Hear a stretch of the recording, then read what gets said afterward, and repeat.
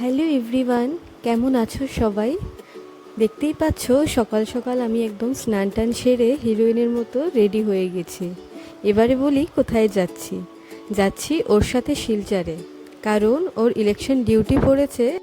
আর আমিও ভাবলাম যাই ওর সাথে একটু ঘুরে আসি। গ্যারেজে গিয়ে দেখি গাড়িটা পুরো ধুলোময় হয়ে আছে। ভাবলাম শিলচরে পৌঁছে আগে গাড়িটাকে স্নান করাতে নিয়ে যাব।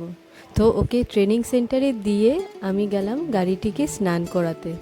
আমি এতক্ষণ গাড়িতে বসে কী বা করব, তাই আমি গেলাম ঘুরতে। গেলাম ডলু বাগানে। ওখানে একটি সুন্দর মন্দির আছে, এত সুন্দর চারিপাশটা, মনটা একদম ভরে গেল। তারপর চলে গেলাম ডলু লেক দেখতে, খুব সুন্দর দেখতে।